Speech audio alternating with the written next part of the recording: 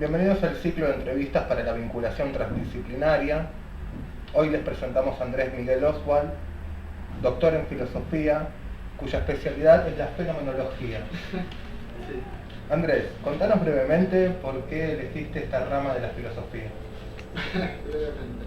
Bueno, yo creo que lo primero que tengo que decir es que mi papá es filósofo y se dedica a estudiar un autor que es Heidegger. Y Heidegger es un fenomenólogo. Es lo que se llama un fenomenólogo disidente, pero es un discípulo de Husserl, que es el filósofo que yo estudio. Heidegger tiene una crítica muy fuerte a la filosofía de Husserl y hay un abandono, que no solamente es un abandono filosófico, conceptual, sino también un abandono personal, porque Husserl lo quería mucho a Heidegger y Heidegger fue su discípulo y él lo ayudó mucho, pero en el momento de preguerra, en el 33, con la extinción del nazismo, Husserl era judío, es discutible, pero era de ascendencia judía, y Heidegger se hace miembro del partido nazi. Entonces, bueno, hay una historia personal entre ellos dos. Husserl, digamos, es el padre de la fenomenología. Sí, Husserl inventa la fenomenología. ¿Cómo lo inventa? ¿Cómo ocurre eso en la No terminé de historia? contestar la pregunta. Ay, discúlpame. Entonces, la cuestión es que mi papá estudia Heidegger y yo estudio Husserl. Hay un aire de familia en lo que estudiamos, pero también hay un enfrentamiento conceptual, que es el enfrentamiento entre Husserl y Heidegger, y yo reivindicando al maestro y él al discípulo. Estamos en esa discusión. Es un par de años con mi padre. Bien. Pues ahora sí hacemos la segunda pregunta. ¿Por qué elegiste este tema de investigación, o sea, la fenomenología? Te acabo de dar una respuesta psicológica a eso. Te puedo dar ahora, si quieres, una respuesta conceptual. ¿Por qué me interesa la fenomenología como método? Me resulta interesante que puedas vincular varias disciplinas en el momento de responder. Sí, en realidad te di una explicación basada en mi experiencia personal, pero sí psicológica, pero te doy una respuesta conceptual a la pregunta que me estás haciendo. La fenomenología es un método que lo que permite hacer es describir cualquier experiencia que tengas. O sea, el tema de objeto de la fenomenología es la experiencia. Piensa que la experiencia siempre es verdadera. Entonces, lo que vos tenés que hacer es describir ese aspecto de la realidad, muy complejo, del que vos no puedes dudar, que es tu propia experiencia. Entonces, a partir de eso, vos podés describir la experiencia que vos quieras. Claro. Porque estás habilitado a hacerlo. O sea, es un método que te permite... ¿Y qué herramientas contás para describir esas experiencias? Bueno, el método de Husserl tiene un procedimiento que se llama epogen, que consiste en un intento por cancelar la creencia que cada uno tiene en la existencia independiente de los objetos. Básicamente se llama culto natural, entonces lo que piensa Husserl es que si cancelamos esa creencia, los objetos van a aparecer solo en relación con nosotros y lo que vamos a descubrir es que nosotros los constituimos. Pero, digamos, ese procedimiento que conduce a hacer lo que se llama fenomenología trascendental, digamos, uno puede soslayarlo en algún punto y hacer un uso particular de la fenomenología. ¿Vos por qué particularmente elegiste esta rama de la filosofía? Bueno, estaba respondiendo a eso, sí, diciendo que me interesa como un método y como la potencia que tiene para crear pensamiento nuevo. O sea, parte de la tarea de la fenomenología y una de las cosas que quería hacer Husserl era extender la tarea fenomenológica. Él pensaba que había que formar una comunidad de hombres que pensaran todos los aspectos de la realidad a partir de la fenomenología. Y él impulsaba eso, o sea, tenía esa vocación. Entonces, uno como discípulo de Husserl está obligado a aplicar el método a áreas inexploradas. Muy bien. Para completar la tarea fenomenológica, que es una tarea en comunidad, esencialmente comunitaria. Así la pensó Husserl. Entonces vos extendés y participás de la comunidad filosófica. Entonces no es un estudio independiente, exclusivo de la filosofía, sino que abarca otras ramas, otras disciplinas. Sí. Y vos, Sí. ¿Cuáles son tus preferidas disciplinas con las cuales Sí. abordás? Bueno, yo en la actualidad estoy trabajando la relación que hay entre la arquitectura y la fenomenología. O sea, yo estoy trabajando en una tarea interdisciplinar.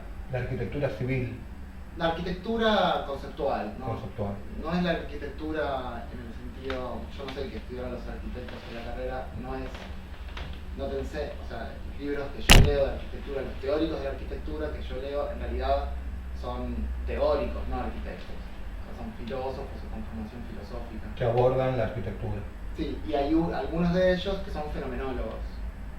O sea, es una disciplina que tiene empieza el libro fundacional desde los 80, así que es relativamente actual. Y yo trabajo el concepto de casa. Ese es tu tema de investigación actual. Sí. Contanos un poquito sobre él. Bueno, mi investigación se llama ¿Qué es una casa? Y lo que yo estudio es qué define la experiencia de lo doméstico. Como es un análisis fenomenológico, no me pongo a describir cuáles son los elementos materiales, podría ser incluso que componen la casa, sino que pienso que lo esencial de la casa es la experiencia de estar en casa. O sea, la experiencia del habitar doméstico, puntualmente. Entonces, la tarea consiste en una descripción de esa experiencia. O sea, que esa experiencia se analiza desde distintas perspectivas. En mi investigación contempló 4. La primera es el concepto de habitar, que Heidegger, sobre todo, trabajó muy profundamente. Y tiene unos textos también muy importantes sobre el tema. Construir, habitar, pensar, por ejemplo, que es un texto muy, muy importante, es fundacional esa obra en realidad. Bueno, una cosa es el concepto de habitar, después está la cuestión del espacio y la casa.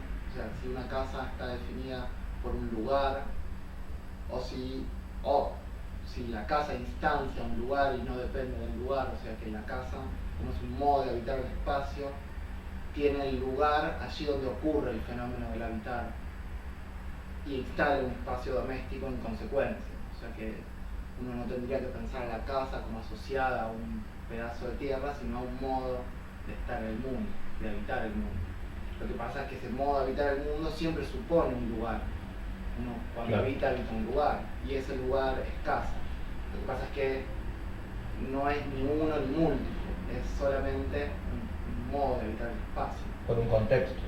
Con un contexto, claro. Bueno, esa relación entre el concepto de casa y la espacialidad es justamente lo que voy a estudiar en Alemania. O sea, yo el primer punto de la investigación ya lo estuve trabajando y bueno, escribí un texto que se llama El habitar y las cosas, Things and Dwelling, escribí en inglés en realidad, pero se puede traducir así. Y yo voy a ir a estudiar a Alemania la noción de espacialidad y de la casa. Después hay una dimensión temporal del habitar doméstico que diferencia fundamentalmente la temporalidad del mundo económico, ¿no? Una temporalidad cuantitativa donde toda actividad está subordinada a un fin que en última instancia es siempre productivo.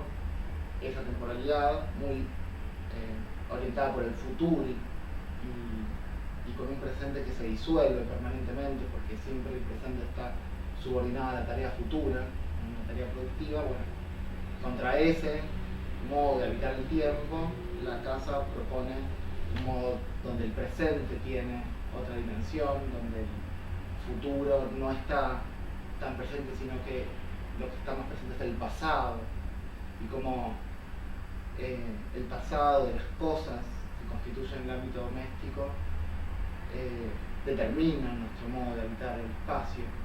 O sea, esta primera investigación que hice sobre el habitar y las cosas, justamente estudia la relación entre las cosas y el modo en que habitamos el espacio. O sea, cómo las cosas que conforman el espacio en el que vivimos determinan el modo en que habitamos el espacio donde están esas cosas. Y lo que encuentro como elemento esencial de esa relación es que las cosas reúnen tiempo. O sea, que las cosas que conforman un entorno, las cosas elegidas, ¿no? Que conforman el entorno de la casa, narran historias, tienen una temporalidad, una densidad, y esas historias también hacen presente a los otros que habitan en esas cosas. O sea, no sé, cosas que yo tengo, pero no sé, la vajilla que era de la abuela de Vero, claro, que yo fui a buscarlo el día que... Claro, tiene una historia. Tiene una historia, hay una historia en las cosas, y esa historia le da sentido a las cosas. Muy bien. Y al darle sentido, nos da sentido a nosotros. En realidad nosotros le damos sentidos a ellas, pero hay una relación donde ellas nos proponen unos sentimientos y nosotros respondemos si atendemos al sentimiento que nos proponen. Y eso está basado en el tiempo que está en las cosas. Eso es un análisis fenomenológico. Bien. Entonces tenemos filosofía, arquitectura, historia, economía. Sí, bueno, sí, hay muchas cosas. ¿Antropología podríamos nombrarla o...? No sé, no me interesa mucho la antropología. Claro. Sí, creo que me interesa el desfondamiento de la antropología. O sea, no sé si eso quiere decir algo, pero es como que la noción de hombre me parece que ya está muy trabajada. O sea, hay pensamientos sobre el hombre, al menos en el sentido moderno, ¿no? Del hombre en el sentido moderno, ¿no? Claro. El hombre, el yo, la conciencia, la razón, bla, bla, bla, todo eso. O cómo definir al hombre. Sí, en realidad es una investigación antropológica en parte la que hice en mi tesis de doctorado, que es sobre la pasividad de la conciencia. Pero, o sea, es una antropología que lo que intenta es descentrar al hombre y mostrar la continuidad que hay entre el hombre y los animales y las plantas. Inclusive las cosas. Y en última instancia también las cosas. Sí, sí. Bien. Y este trabajo seguramente es muy arduo, requiere de mucha sofisticación. Sí, no sé. Porque, como nombrábamos, tantas disciplinas te llevan a vos a pensar en una nueva filosofía del futuro donde haya que crear una nueva logía. Sí, yo igual, no sé, no pienso en lo que hago en términos de los resultados o de los efectos que produce. O sea, no pienso en qué va a pasar con lo que hago. Es más para mí como la relación entre la creación artística con las cosas. O sea, hay un impulso creativo y un efecto, hay que producir algo, o sea, el impulso creativo requiere producción.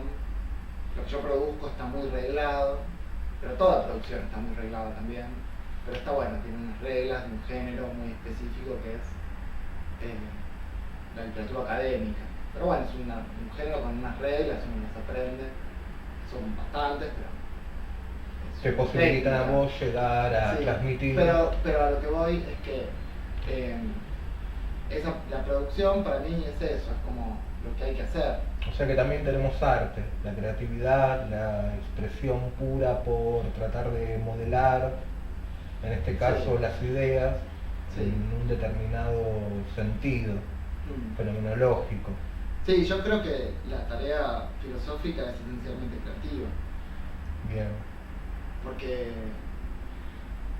o sea, el filósofo tiene que pensar problemas que pasan. O sea, la filosofía tiene que responder a problemas. Y la relevancia de la respuesta reside en la relevancia del problema. O sea, darle respuesta a problemas insignificantes no es muy importante.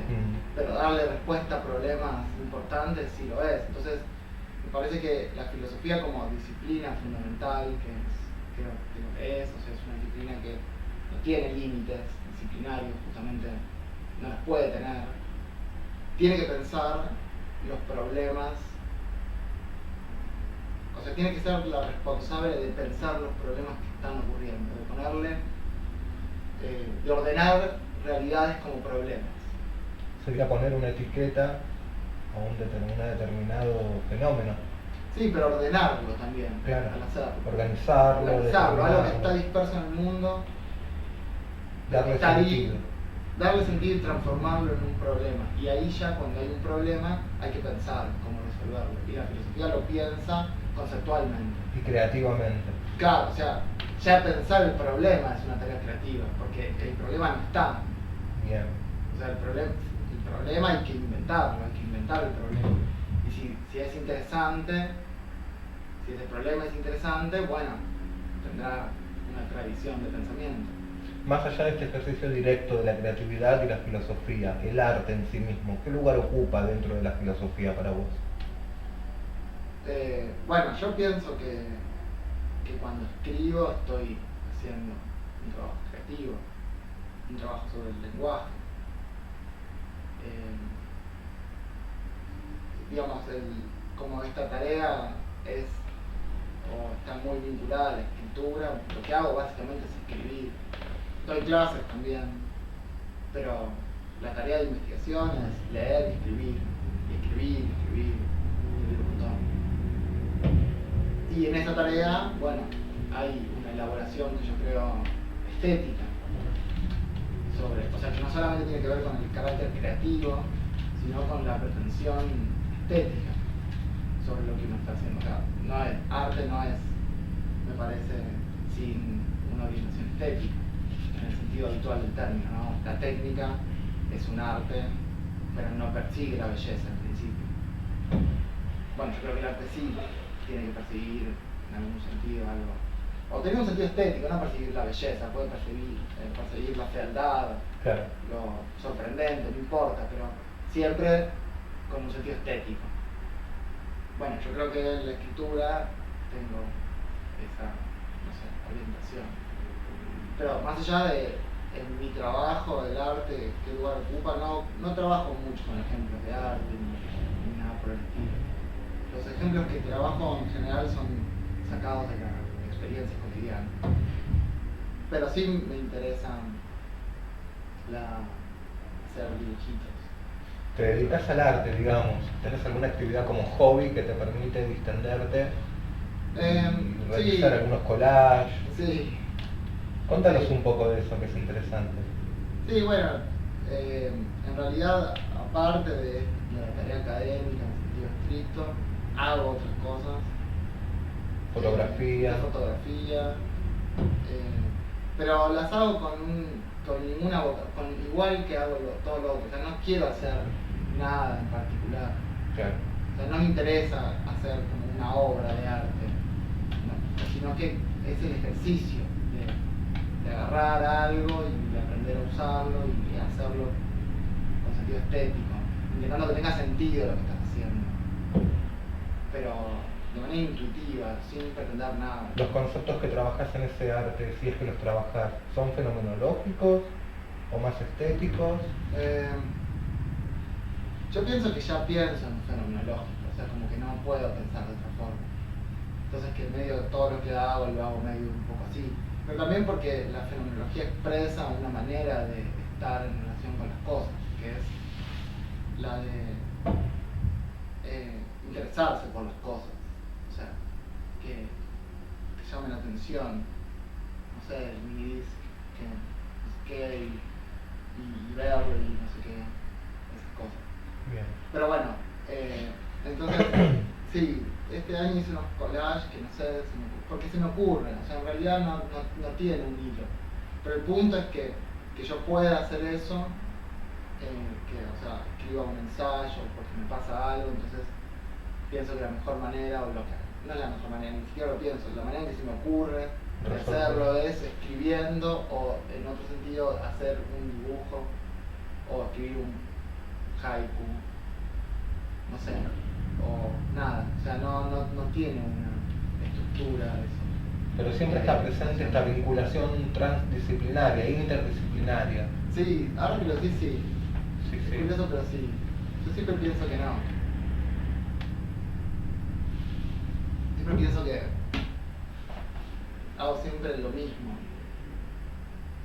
Pero me parece que no hago lo mismo. Pero es medio raro. Yo como que soy un obrero. O sea, hago las cosas como un obrero. No sé si eso dice algo. Pero como que las empiezo y quiero terminarlas todas rápido. Como si tuvieras un régimen de trabajo Sí, externo que como te si tuviera un obliga. régimen de trabajo, claramente. O sea, no puedo. O sea, está la tarea y la tarea requiere muchos pasos. Yo los quiero hacer todos, ya no quiero que. Pero también porque veo, o sea, respeto los pasos, están los pasos y hay que hacerlos todos. Y uno tiene que vivir cada uno, pero los quiero hacer más rápido también. Entonces, como que no. O sea que hay un hilo conductor. Hay un hilo Como que conductor. no puedo parar de Está muy hacer bien. cosas. Es la necesidad de comunicar, de transmitir, de llevar afuera lo que hay dentro de vos. Sí, no sé muy bien. A mí, o sea, a mí me pasa, creo que ese comportamiento compulsivo, claramente compulsivo, está un poco heredado de mis padres, que también son todos locos en sentidos diferentes, pero con respecto a esto. O sea, mi mamá trabaja y trabaja y trabaja, o sea, una cantidad de horas por día que no. Y vos sentís que Sí, haces lo sí. mismo. Y yo hago lo mismo, sí. Pero y después vuelve mi vieja y limpia y hace la comida y no sé qué. Claro. Igual, como que todo eso, como esa cosa de es muy desgastante también. Sobre todo cuando tenés mucho que hacer, y mucho trabajo, entonces lo haces, pero perdés. Desmedidamente. O sea, y como es todo trabajo intelectual en general, quedás como Agotado. muy agotado. O sea, no podés hacer nada, no podés ver la tele, no podés hacer nada. ¿Pensás que el día de mañana te dedicarías a la música, al cine, al teatro? No, No. pienso que no. No. Puede ser que sí, ¿no? Claro. Pero a la música seguro que no.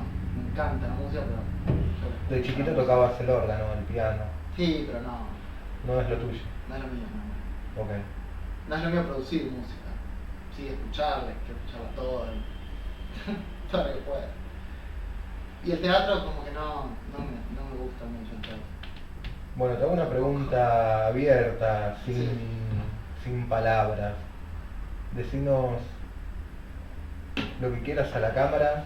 Tenés La cámara, está mirando la 2 cámara. minutos. No, es una forma de decir.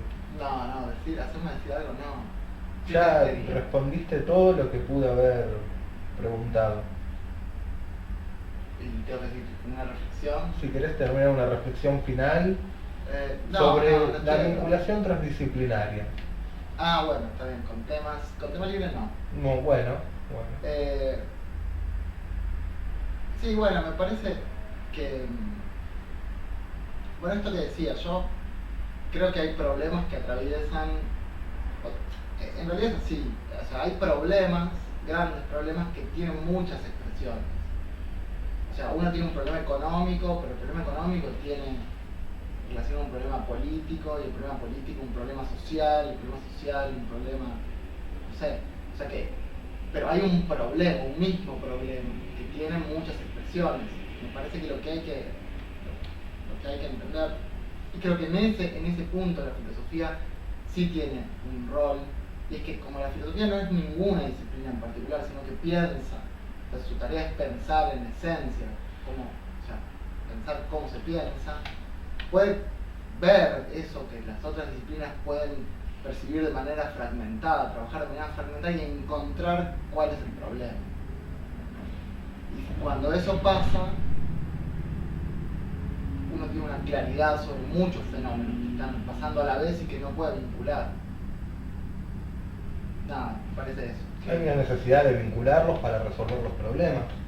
Y es que sí, porque, o sea, el problema atraviesa, o sea, es que en realidad el problema ahí está atravesado por muchas dimensiones, o sea, que se lo puede abordar de muchas maneras diferentes. Claro, tiene muchas aristas. Sí, en realidad son modos de abordaje, el problema, o sea, no sé, pero tiene muchas dimensiones posibles de abordaje. Y creo que la filosofía puede entender ahí algo más elemental, más esencial, más simple de lo que está en juego. Muy bien, muchísimas gracias Andrés. Eso es todo.